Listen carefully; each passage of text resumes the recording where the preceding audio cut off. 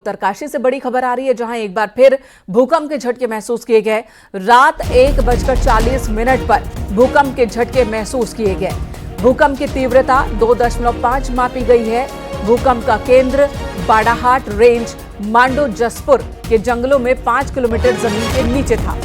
वहीं बार बार आ रहे भूकंप के झटकों से जिले के लोग दहशत में हैं। बलबीर परमार हमारे सहयोगी उत्तरकाशी से इस वक्त हमारे साथ मौजूद हैं। बलबीर, भूकंप की तीव्रता बहुत ज्यादा नहीं है, 2.5 ही है रिक्टर स्केल पर, बावजूद इसके बार बार भूकंप आना कितना ज्यादा ये खतरनाक है और क्या कोई नुकसान भी हुआ रात में जो झटके आए उससे? मैंने कहा जिस तरह से भूकंप का केंद्र नजदीक है बाड़ाहाट रेंज में, और जिस तरह से जब ये भूकंप का झटका आया तो पूरे जनपद को तेज झटके के साथ महसूस किया गया और जो लोग थे वो घरों से बाहर निकल गए थे। और अब तक अगर भूकंप के झटकों की बात करें तो 10 भूकंप के झटके जनवरी और फरवरी माह अब तक आ चुके हैं। तो कहीं ना कहीं दहशत बनी हुई है और लोग दहशत में है। और जो इसकी जो गहराई है 5 किलोमीटर अंदर और नजदीक में ही मांडो के जंगल पड़ते हैं, वहां पे इसका केंद्र बताया गया है।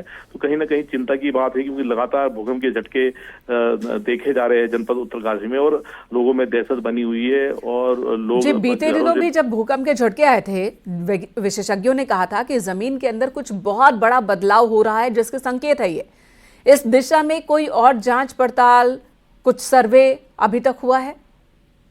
सर्वे तो अभी तक कुछ हुआ नहीं है, पर जिस तरह से हलचल धरती के अंदर है वो कहीं ना कहीं चिंता की बात है। हालांकि जिला प्रशासन ने अपनी रिपोर्ट साझा की थी कि जनपद में ऐसे भूकंप पिछले 100 सालों का जिक्र करते हुए बताया था कि जो जनपद में ऐसे भूकंप आते रहते हैं कुछ सालों में। तो कहीं ना कहीं चिंता की बात है, क्योंकि इस बार देखा ये जा रहा है कि 10 भूकंप के झटके आ चुके हैं पिछले 30 दिन में। तो कहीं ना कहीं चिंता की बात है, कहीं ना कहीं धरती के अंदर हलचल है। और खासकर यहाँ देखा जा रहा है कि 5 किलोमीटर गहराई है इन सब केंद्र की, और उत्तरकाशी के आसपास ही सारे केंद्र है। तो कहीं ना कहीं चिंता की बात है। और जो लोग वाकई, और लोग इसलिए दहशत में। बलबीर, धन्यवाद आपका इस वक्त पूरी जानकारी देने के लिए। देहरादून से बड़ी खबर, जहां सीएम पुष्कर सिंह धामी आज यूपी के दौरे पर रहेंगे। सीएम धामी प्रयागराज जाएंगे और महाकुंभ में पवित्र स्नान करेंगे और इसी के साथ सीएम कई कार्यक्रमों में भी शामिल होंगे। मुख्यमंत्री पुष्कर सिंह धामी, जो बीते दिनों दिल्ली विधानसभा चुनाव के दौरान काफी एक्टिव रहे, दिल्ली विधानसभा चुनाव में उन्होंने पार्टी प्रत्याशियों के लिए खूब रोड शोज किए, खूब जनसभाओं को संबोधित किया। अब जब दिल्ली के नतीजे आ चुके हैं तो सीएम धामी आज प्रयागराज पहुंचने वाले हैं, जहां पर वो पवित्र संगम स्नान करेंगे। पुष्कर सिंह धामी आज उत्तर प्रदेश के दौरे पर होंगे, प्रयागराज में होंगे।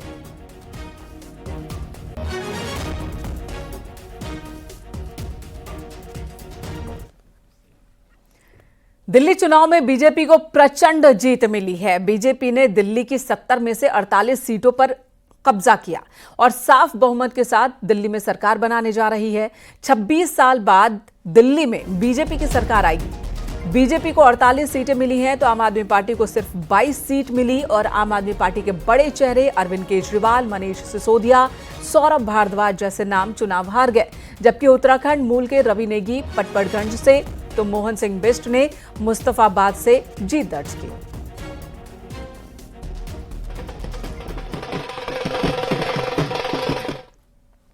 दिल्ली चुनाव में बीजेपी की जीत का जश्न उत्तराखंड बीजेपी मुख्यालय में भी मनाया गया।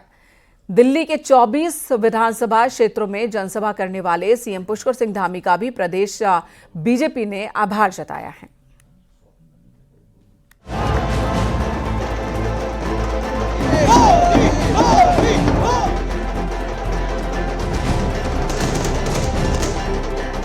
छब्बीस साल बाद देश की राजधानी दिल्ली में दुनिया की सबसे बड़ी पार्टी बीजेपी की वापसी हुई तो जश्न 200 किलोमीटर दूर देहरादून के बीजेपी ऑफिस में भी मनाया गया। बीजेपी प्रदेश अध्यक्ष महेंद्र भट्ट ने दिल्ली के रिजल्ट को लेकर मुख्यमंत्री पुष्कर सिंह धामी का जोरदार स्वागत किया तो कार्यकर्ताओं ने मुख्यमंत्री का आभार भी जताया। दिल्ली में मिली प्रचंड जीत से मुख्यमंत्री गदगद दिखे तो जीत का पूरा क्रेडिट प्रधानमंत्री नरेंद्र मोदी और दिल्ली की जनता को दिया। 27 सालों बाद गैर भाजपाई सरकारों की विदाई हुई है और ये जीत आदरणीय प्रधानमंत्री नरेंद्र मोदी जी की जो गारंटी है उस गारंटी की जीत है, क्योंकि वो जो भी गारंटी देते हैं वो इस बात की गारंटी होती है कि गारंटी पूरी होगी। और भारतीय जनता पार्टी के संकल्प पत्र में जो भी बातें कही जाती हैं वो पूरी होती हैं। यूसीसी लागू होने के बाद मुख्यमंत्री पुष्कर सिंह धामी बीजेपी के पोस्टर बॉय बने हैं, तो पहाड़ी वोटर्स के साथ मुख्यमंत्री धामी ने हिंदू वोट को खींचने का भी काम किया। मुख्यमंत्री पुष्कर सिंह धामी ने दिल्ली में 24 विधानसभा क्षेत्रों में प्रचार किया और इनमें ज्यादातर पर बीजेपी को बड़ी जीत मिली है। मुख्यमंत्री ने दिल्ली के रिजल्ट को दिल्ली की जनता का गुस्सा और प्रधानमंत्री नरेंद्र मोदी की बात पर भरोसा बताया, तो वहीं बीजेपी को यकीन है कि दिल्ली जैसा परिणाम 2027 में देवभूमि में भी होगा। दिल्ली के अंदर जो जनादेश प्राप्त हुआ है वो मोदी जी के विकास का जनादेश है। लंबे समय से दिल्ली के अंदर जिस प्रकार से जनता को गुमराह किया जा रहा था, जनता ने प्रत्यक्ष रूप से इसको अपनी आंखों से देखा है और इस बार जनादेश के रूप में भारतीय जनता पार्टी को प्रचंड जीत की ओर पहुंचाया है। और मैं कह सकता हूं कि दिल्ली का विकास अब शिखर पर होगा और भारतीय जनता पार्टी जो कहती है उसको धरातल पर उतारती है। हमने वहां के संकल्प पत्र में जितनी बातें कही थी वो जनता के सम्मुख होंगी। मैं समझ दिल्ली की जनता का साधुवाद करता हूं। दिल्ली में 26 साल बाद बीजेपी की सत्ता में वापसी हुई तो बीजेपी नेताओं और कार्यकर्ताओं में जोश भर गया। आम आदमी पार्टी और कांग्रेस की करारी हार ने बीजेपी को संतुष्ट किया है और ऐसे में जश्न मना रही उत्तराखंड बीजेपी को उम्मीद है कि तीसरी बार उत्तराखंड में भी इनकी ही वापसी पक्की होगी। देहरादून से न्यूज़ 18 के लिए दीपांकर भट्ट की रिपोर्ट।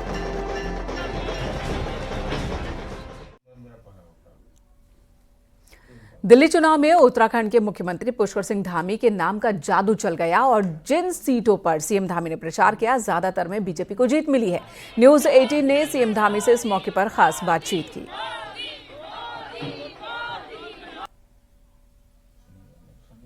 दिल्ली में 26 साल के बाद बीजेपी की प्रचंड वापसी हुई है। मुख्यमंत्री पुष्कर सिंह धामी ने 24 विधानसभा क्षेत्रों में प्रचार किया।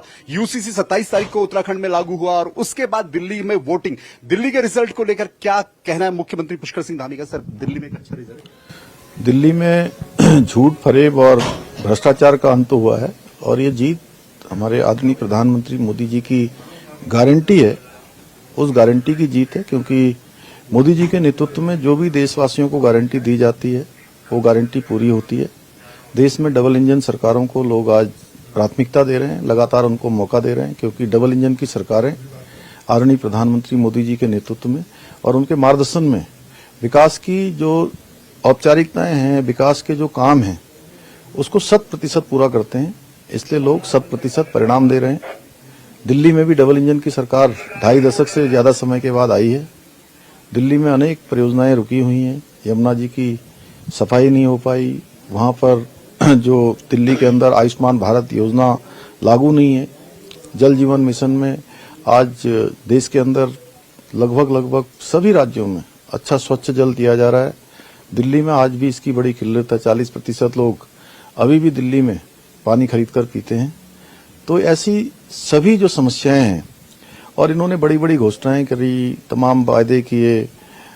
कभी कहा कि हम गाड़ी नहीं लेंगे, हम बंगला नहीं लेंगे, हम राजनीति में नहीं आएंगे। वो सब काम जो इन्होंने कहा कि हम नहीं करेंगे, वो सब किए और जनता ने इनकी असलियत समझ गई। मैं भी चुनाव में अनेक स्थानों पर गया, मैंने लोगों के चेहरे पर साफ इनके प्रति गुस्सा देखा था और इसीलिए हम लगातार कह रहे थे कि मोदी जी की गारंटी ही जीत की गारंटी है। दिल्ली की जनता ने उस पर मोहर लगाई है।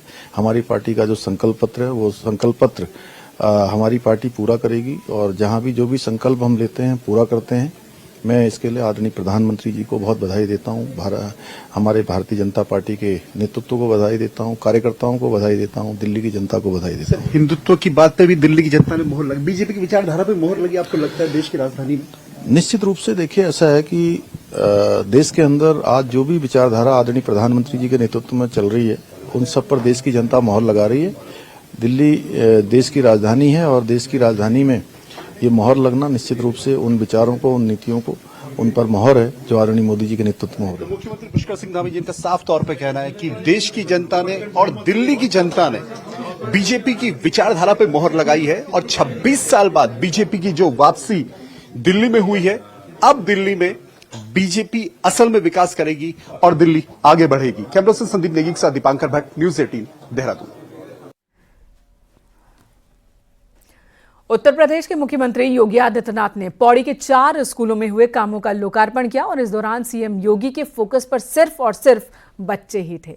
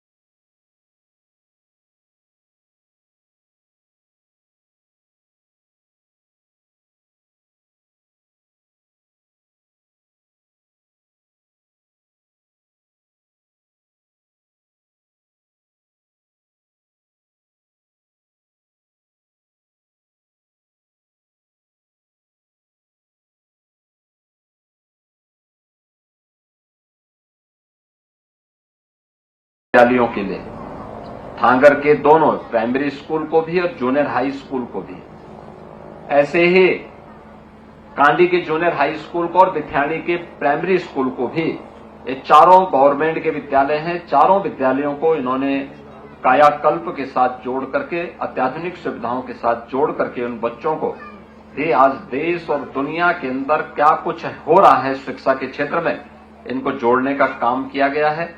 मुझे लगता है कि यहीं पे सरकार और समाज दोनों का समन्वय इस रूप में प्रभावी ढंग से आगे बढ़ता है। अब दायित्व तो बनता है हमारे शिक्षकों का, वे प्रभावी ढंग से अपनी भूमिका का निर्वहन अगर कर देंगे तो उसके परिणाम भी उसी रूप में आएंगे। जिन 4 स्कूलों के रेनोवेशन वर्क का लोकार्पण उन्होंने किया, उसमें एक प्राइमरी स्कूल ठागर भी था, जहां खुद मुख्यमंत्री योगी आदित्यनाथ ने 1ली से 5वीं क्लास तक की पढ़ाई की थी। सबसे ज्यादा वक्त उन्होंने इसी स्कूल में बिताया। सीएम योगी ने अपने हाथों से बच्चों को चॉकलेट भी दिए, उनसे संवाद किया। रितिका, आज कौन आया था स्कूल में? योगी आदित्यनाथ जी। अच्छा, तो कैसा लगा आप लोगों को? बहुत अच्छा लगा। आप लोगों ने कार्यक्रम किया? हाँ जी। क्या क्या? डांस। हमें भी एक मौका मिला और हमारे बच्चों जो सांस्कृतिक बच्चों को भी, हमारे टाइम पे ऐसा नहीं था, लेकिन आज के टाइम पे जो उन्होंने हमारे स्कूल के लिए किया और उनका जो ये गांव भी है, बहुत अच्छा लगा हमें। पूरा नवीनीकरण हो गया, पूरा कंप्लीट। और पहले तो उसमें टीन की छत थी, तब मैंने उसमें लेंटर डलवाया टीन लग करके। उस समय उसमें कुछ पैसे मिले थे, वो हुआ। आज तो पूरा उसका कायापलट हो गई बिल्डिंग की। बाकी अन्य चीज तो पता नहीं अंदर की, लेकिन बिल्डिंग की पूरे कायापलट हो गई आज। खुशी महसूस होती होगी, आप प्रिंसिपल रहे हैं वहाँ पे? बहुत बड़ी खुशी। मैं परसों में आया देखने के लिए, मैंने क्या हो रहा है, परसों में आया मैं। और आप फिर दोबारा आया, योगी जी ने कहा कि वहाँ आइएगा परसों आज के लिए। शनिवार को योगी आदित्यनाथ जिस भी स्कूल में गए, उनका फोकस सिर्फ बच्चे और उनकी शिक्षा व्यवस्था पर रहा। उन्होंने भरोसा दिया कि आने वाले सालों में इलाके के अन्य स्कूलों का भी CSR फंड में आधुनिकीकरण किया जाएगा। इस दौरान मुख्यमंत्री पुष्कर सिंह धामी, पूर्व सीएम त्रिवेंद्र रावत, तीरथ सिंह रावत और मंत्री धन सिंह रावत के साथ सतपाल महाराज भी मौजूद थे। यमकेश्वर से अनुपम भारद्वाज के साथ सुनील नवप्रभात की रिपोर्ट।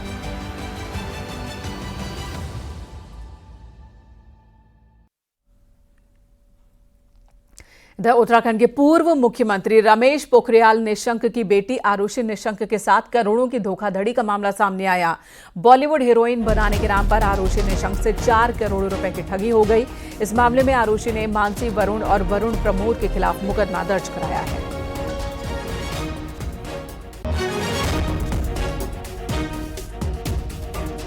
पूर्व मुख्यमंत्री की बेटी आरुषि निशंक 4 करोड़ की धोखाधड़ी का शिकार हुई हैं। बताया जा रहा है कि इन्हें बॉलीवुड फिल्मों में काम दिलाने के नाम पर इनसे 4 करोड़ रुपए किसी ने ठगे हैं।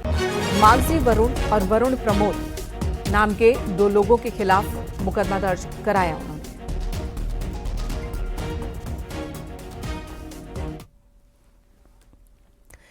रुड़की की पिरान कलियर दरगाह में खासा हंगामा हो गया। यहां दो गुटों के बीच भिड़ंत हो गई और देखते ही देखते विवाद मारपीट में बदल गया।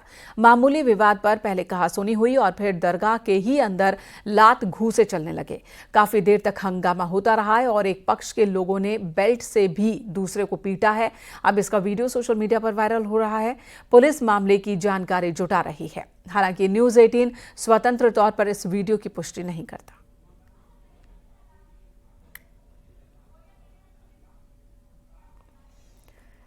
पूर्व प्रधानमंत्री एचडी देवेगौड़ा नैनीताल पहुंचे हैं। नैनीताल में बाबा नीम करौली के उन्होंने दर्शन किए। कैंचीधाम आश्रम पहुंचे। पूर्व पीएम ने यहां पर दर्शन किया है और इसी के साथ हनुमानगढ़ी में भी देवेगौड़ा ने मत्था टेका। नैनीताल पहुंचे पूर्व प्रधानमंत्री ने कहा कि कैंचीधाम बाबा पर उनके परिवार की आस्था रही है और वे कई बार बाबा के दर्शन के लिए आ चुके हैं। इसी के साथ दिल्ली में बीजेपी की जीत पर उन्होंने कहा कि 15 साल कांग्रेस का राज रहा, आपका भी रहा, वहीं अब बीजेपी जीती है तो बीजेपी की बड़ी उपलब्धि है।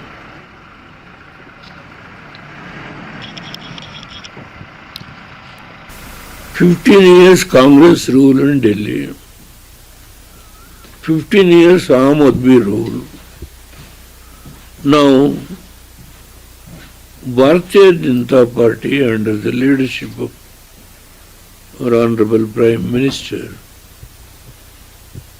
they got the mandate of the people. People of Delhi was fed up and gave them the mandate to the leadership of the Honorable Prime Minister Modi.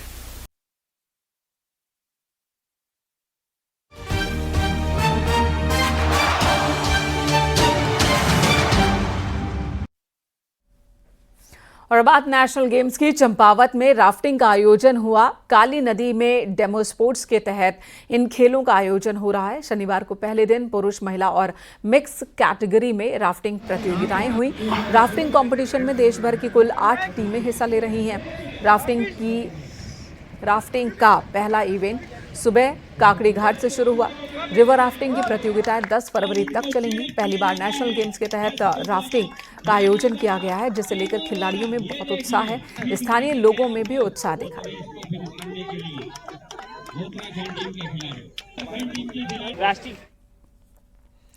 National games में उत्तराखंड के नरेंद्र के मुक्कों के आगे किसी की नहीं चली। आलम यह रहा कि नरेंद्र ने एक के बाद एक कई मुक्केबाजों को परास्त कर गोल्ड अपने नाम किया। सुपर हैवी कैटेगरी में नेशनल चैंपियन बनने की राह नरेंद्र की इतनी आसान भी नहीं थी और फाइनल मुकाबला तो किसी भी मुक्केबाज के लिए सपनों जैसा था। इसी पर आपको ये रिपोर्ट दिखाते हैं।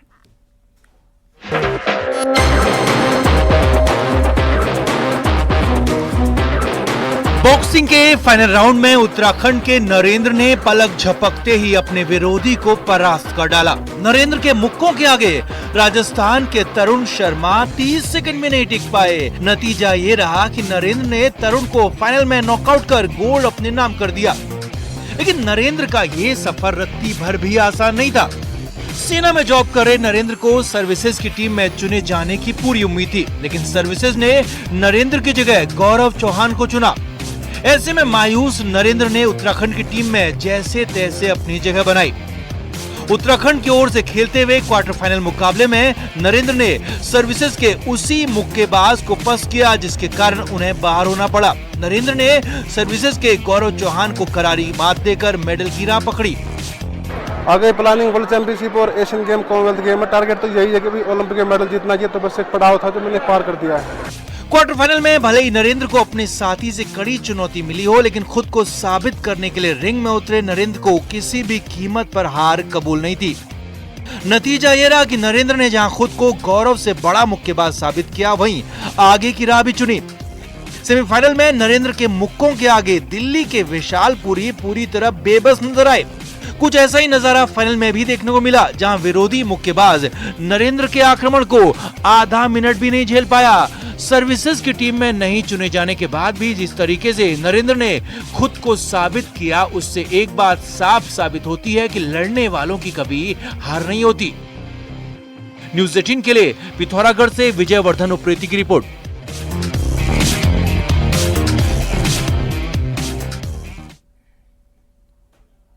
कॉर्बेट के आसपास के जलाशयों में पहुंचे पक्षी अब वापसी की उड़ान भरने को तैयार हैं। ये परिंदे बसंत ऋतु के बाद अपना माइग्रेशन समाप्त कर अपने घरों को उड़ान भरते हैं।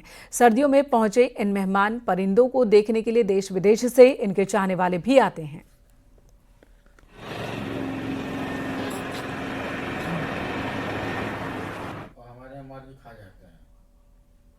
प्रवासी पक्षी भी यहाँ आते हैं और सर्दियों की शुरुआत से लेकर ये पूरे बसंत के आगमन तक यहाँ रहते हैं। अब बसंत की ऋतु इस समय चल रही है, तो अब धीरे धीरे इनका माइग्रेशन पूर्ण हो चुका है, अभी वापस जाएंगे।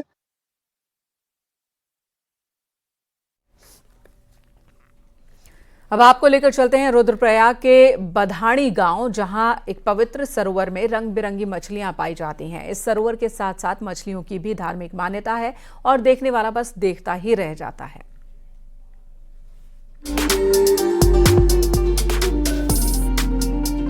उत्तराखंड के रुद्रप्रयाग में बधाणी ताल अपनी सुंदरता के साथ साथ अपनी मान्यताओं के लिए भी प्रसिद्ध है, जहां रंग बिरंगी मछलियों का एक संसार बसता है और यही वजह है कि इनको देखने के लिए दूर दूर से पर्यटक यहां पहुंचते हैं। सुकून के पल बिताने के लिए अक्सर लोग उत्तराखंड की खूबसूरत जगहों का रुख करते हैं और यहाँ पर पर्यटकों को प्रकृति से रूबरू होने का भी मौका मिलता है। इन्हीं में से एक जगह है बधाणी ताल, जहाँ रंग बिरंगी मछलियों का एक संसार बसता है। यही वजह है कि इनको देखने के लिए दूर दूर से पर्यटक यहाँ पहुँचते हैं। और बहुत यहाँ आके बहुत अच्छा लगा। यहाँ बहुत खूबसूरत मछलियाँ दिखती हैं और यहाँ आके ये भी पता चला है कि जो भगवान शिव पार्वती का विवाह स्थल है त्रियोगी नारायण, वहाँ का जल इस तालाब में आता है और देवी शक्ति के रूप में जो यहाँ पे रंग बिरंगी मछलियाँ हैं उनको पूजा जाता है। कहते हैं कि महाभारत काल में जब पांडव केदारनाथ की ओर जब जा रहे थे, तो द्रौपदी के द्वारा जब सायंकालीन जो रात्रि प्रवास यहाँ पर किया गया, द्रौपदी के द्वारा प्रातः काल में स्नान के लिए निवेदन किया गया अर्जुन से, तो अर्जुन के द्वारा ही उस समय इस झील को अपने तीर से उसको उत्पत्ति इसकी बताई गई है। तो उस समय से इसका एक विशेष महात्म्य है। इस बधाणी ताल का पांडव कालीन इतिहास है और मान्यता है कि शिव पार्वती के विवाह स्थल विष्णु मंदिर त्रियोगी नारायण का जल बधाणी ताल में आता है, इसलिए ये झील भगवान विष्णु को समर्पित है। और इस ताल में मौजूद रंग बिरंगी मछलियों को भी देवतुल्य माना जाता है, जिनकी श्रद्धालु और पर्यटक पूजा करते हैं। जो आत्मा होती है, दूर दराज से पर्यटन ट्रैकिंग लोग यहाँ पे आते हैं और मछलियों को चावल और खाद्य सामग्री भी देते हैं। रंग बिरंगी मछलियाँ यहाँ पे जब उनको खाना दिया जाता है तो छेड़ता नहीं है, नहीं इनको कोई छेड़ता नहीं है, एक भव्य है, बिल्कुल पूजनीय है। बधाणी ताल में रंग बिरंगी मछलियों की दुनिया हर किसी को आश्चर्यचकित करती है और इन मछलियों की पूजा होती है। दैवीय देवताओं के रूप में इस कुंड की भी पूजा की जाती है, मछलियों की भी। और यहाँ पे उम्र नारायण भगवान का भी यहाँ पे एक प्रसिद्ध मंदिर है और तमाम मंदिर यहाँ पे हैं। तो लोग यहाँ पर जहाँ एक तरफ मछलियों को देखने के लिए आते हैं, ताल का दीदार करने आते हैं, इसके साथ ही यहाँ पर तमाम यहाँ पे उम्र नारायण भगवान का मंदिर है, इसकी पूजा अर्चना के लिए भी आते हैं। तो कहीं ना कहीं एक बेहद खास जगह बधाणी ताल इसलिए भी है। बधाणी ताल से न्यूज़ 18 के लिए मैं संदीप भटकोटी।